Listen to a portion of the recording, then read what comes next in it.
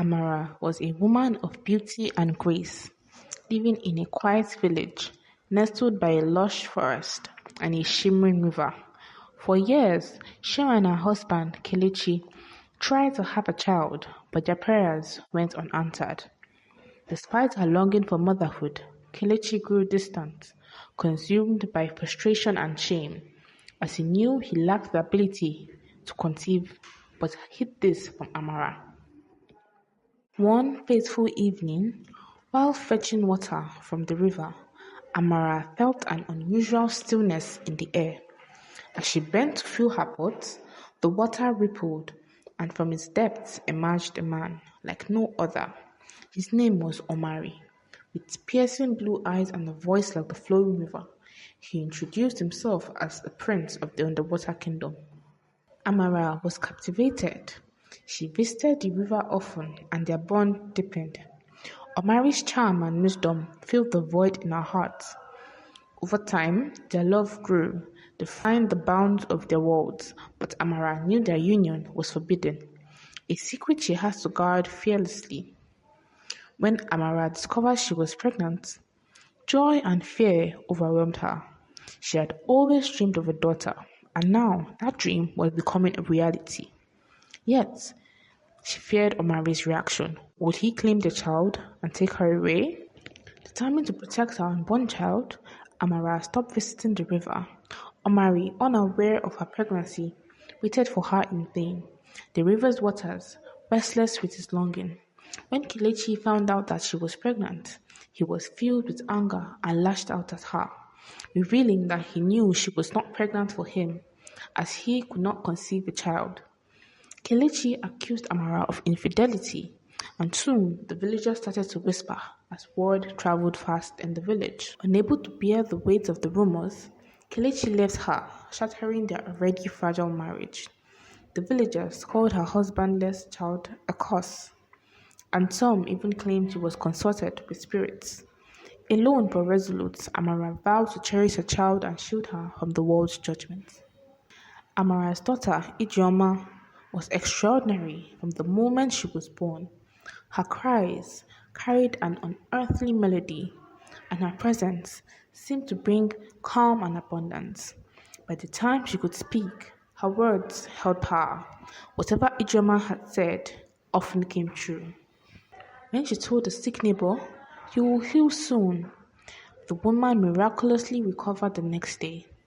Another time, she whispered, "Rain will come tomorrow." After a long drought, the skies opened as if obeying her command. The villagers were astonished. Some saw her as a blessing, but others murmured in fear, calling her powers unnatural. From a young age, Ijeoma also displayed a strange affinity for water. Whenever she touched it, her skin glowed faintly, and she felt an overwhelming sense of belonging. Amara noticed that if Ijeoma spent too long near the river, her legs would tingle and faint scales appeared on her skin. To protect her, Amara forbade her from going to the river, warning her of the dangers she refused to explain. But Ijeoma's curiosity grew with each passing year. She longed to join her friends who fetched water from the river, laughing and splashing in its cool embrace. Amara's strict rule only fueled her desire to discover the forbidden waters. One hot afternoon, when Ijeoma was 18, she defied her mother's warnings. She followed her friends to the river, her heart pounding with excitement and fear. As they filled their pots, laughter echoed through the air. Suddenly, a child slipped on the muddy bank and fell into the river. Without hesitation, Ijeoma dived in. The water felt oddly familiar, wrapping around her like a warm embrace.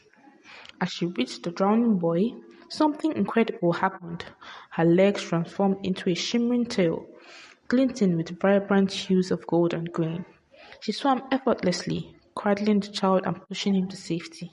The villagers stared in shock as Ijeoma disappeared beneath the waves.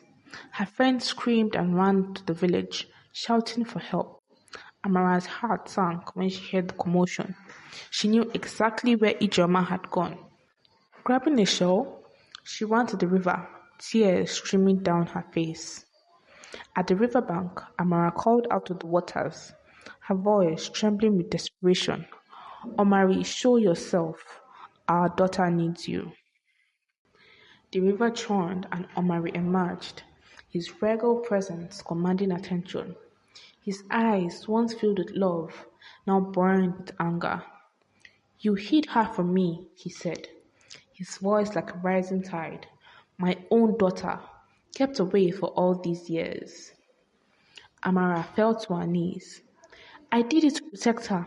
I feared you would take her away. She's all I have.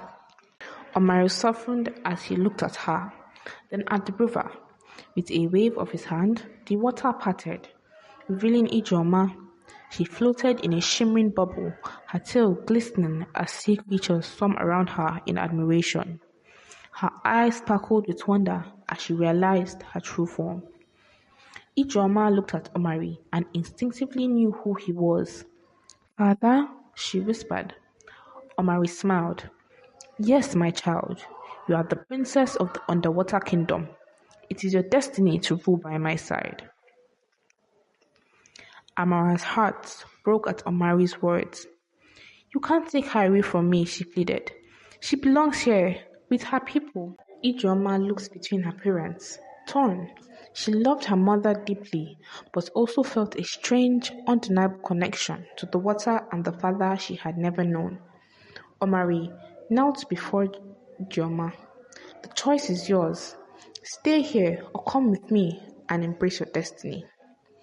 Ijeoma hesitated, tears brimming in her eyes. I don't want to leave my mother, but I also want to know who I am. Omari nodded. Then let me offer a compromise. Spend a season with me beneath the waves. Learn about your heritage and the kingdom that awaits you. After that, you might choose where your heart belongs. Amara reluctantly agreed, knowing she couldn't keep Ijeoma from her destiny. Promise me you'll bring her back, she said to Omari. You have my word, he replied. Ijeoma spent months in the underwater kingdom, marveling at its beauty. The coral palaces glowed with lights, and the sea creatures greeted her as their princess. She discovered she could breathe underwater, swim with an incredible speed, and command the waters with a mere gesture. Her powers blossomed under Omari's guidance, and she learned to harness her ability to bring life and harmony. One day, she stood before a council of sea elders who told her, Your destiny is not just to rule, but to unite. Ijeoma felt the weight of their words, understanding that her purpose went beyond the underwater world.